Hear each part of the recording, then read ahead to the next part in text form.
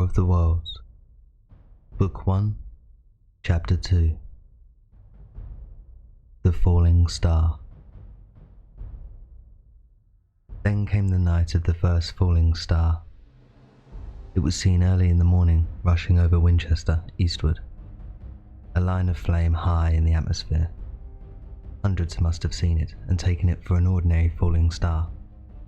Alban described it as leaving a greenish streak behind it that glowed for some seconds. Denning, our greatest authority on meteorites, stated that the height of its first appearance was about 90 or 100 miles. It seemed to him that it fell to Earth about 100 miles east of him.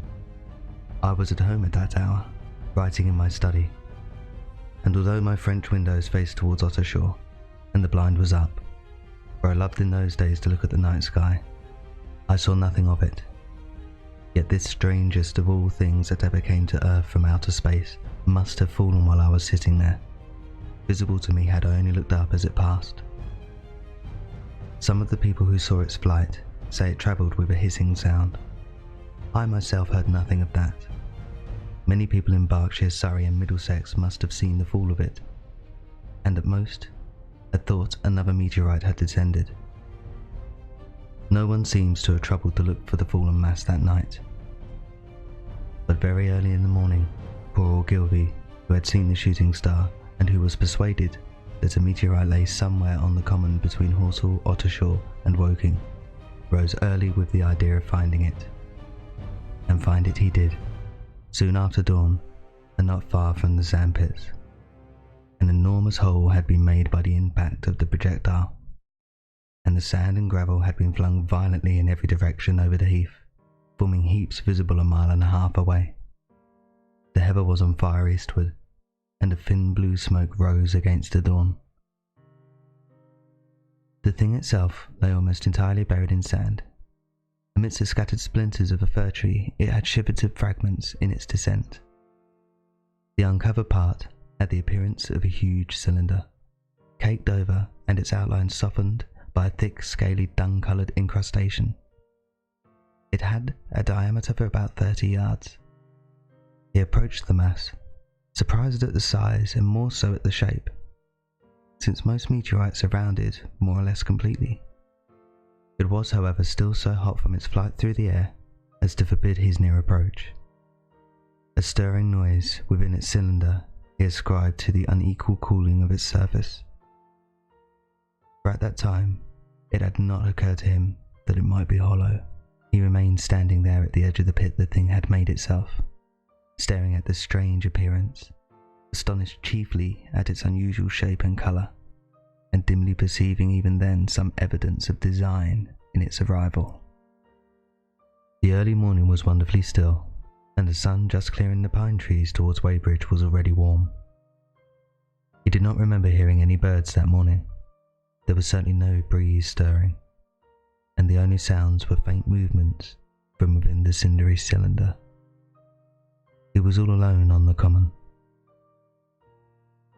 Then suddenly he noticed with a start some of the grey clinker, the ashy incrustation that covered the meteorite, was falling off the circular edge of the end. It was dropping off in flakes and raining down upon the sand. A large piece suddenly came off and fell with a sharp noise that brought his heart into his mouth. For a minute he scarcely realised what this meant, and although the heat was excessive, he clambered down into the pit, close to the bulk, to see the thing more clearly. He fancied even then that the cooling of the body might account for this, but what disturbed the idea was the fact that the ash was falling only from the end of the cylinder.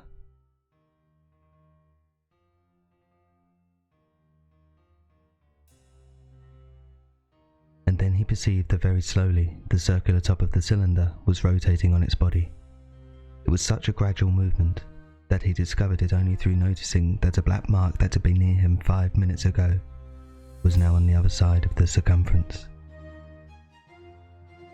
Even then he scarcely understood what this indicated, until he heard the muffled grating sound and saw the black mark jerk forward an inch. Then the thing came upon him in a flash, The cylinder was artificial, hollow, with an end that screwed out. Something within the cylinder was unscrewing the top. "Good heavens," said Ogilvy. "There's a man in it, men in it, half roasted to death, trying to escape." At once, with a quick mental leap, he linked the thing to the flash upon Mars. The thought of that confined creature was so dreadful to him that he fought the heat and went forward to the cylinder to help turn. But luckily, the dull radiation arrested him before he could burn his hands on the still glowing metal. At that he stood irresolute for a moment, then turned, scrambled out of the pit, and set off running wildly into Woking. The time then must have been somewhere about 6 o'clock. He met a wagoner and tried to make him understand, but the tale he told and his appearance was so wild, his hat had fallen off in the pit, that the man simply drove on. He was equally unsuccessful with the potman who was just unlocking the doors of the public house by Horsell Bridge. The fellow thought he was a lunatic at large and made an unsuccessful attempt to shut him in the tap room. That sobered him a little, and when he saw Henderson, the London journalist, in his garden, he called over to the Paulings and made himself understood. "Henderson," he called, "you saw the shooting star last night?" "Well," said Henderson, "it's out on Horsell Common right now." "Good Lord," said Henderson. "A fallen meteorite? That's good.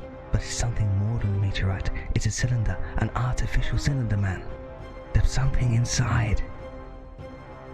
Henderson stood up with his spade in his hand. "What's that?" he said. He was deaf in one ear. Ogilvy told him all he had seen. Henderson was a minute or so taking it in. Then he dropped his spade, snatched up his jacket and came out into the road. The two men hurried back at once to the common, and found the cylinder still lying in the same position, but now the sounds inside had ceased, and a thin circle of bright metal showed between the top and the body of the cylinder. Air was either entering or escaping at the rim, with a thin sizzling sound. They listened, rapped on scaly burnt metal with a stick, and meeting with no response, they both concluded the man or men inside must be insensible or dead. Of course, the two were quite unable to do anything. They shouted consolation and promises, and went off back to the town again to get help. One can imagine them, covered with sand, excited and disordered, running up the little street in the bright sunlight just as shop folks were taking down their shutters and people were opening their bedroom windows. Henderson went into the railway station at once, in order to telegraph the news to London. The newspaper articles had prepared men's minds for the reception of the idea. By 8 o'clock, a number of boys and unemployed men had already started for the common to see the dead men from Mars. That was the form the story took. I heard of it first from my newspaper boy about 9:15, when I went out to get my Daily Chronicle. I was naturally startled, and lost no time in going out across the Ottershaw Bridge to the sandpits.